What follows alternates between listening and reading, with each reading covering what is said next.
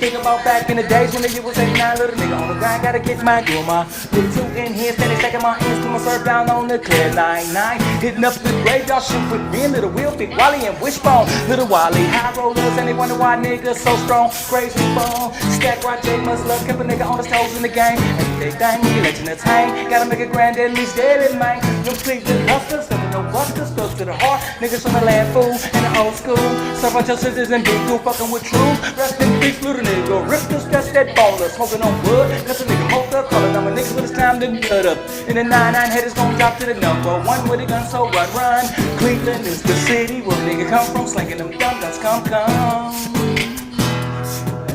hey, Cleveland is the city where we come from, so run, Cleveland is the city where we come from, so run, hey. Okay, yeah, that's Layzie Bone from the legendary group Bone Thugs and Harmony. And he was representing Cleveland on that one. You think you slick on that one, man.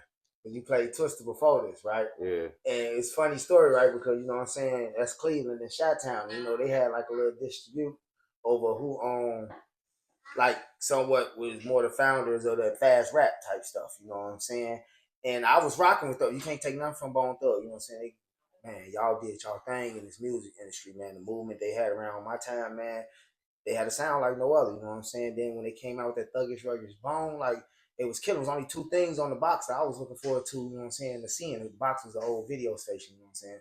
Where you watch your music videos, and what I wanted to see was, you know what I'm saying, Bone Thugs and Harmony on Thuggish Ruggish Bone, and then they had Crucial Conflict at the time. Hey, smoking on Hay in Little Barn. And so it was really Chicago against Cleveland around that era of time.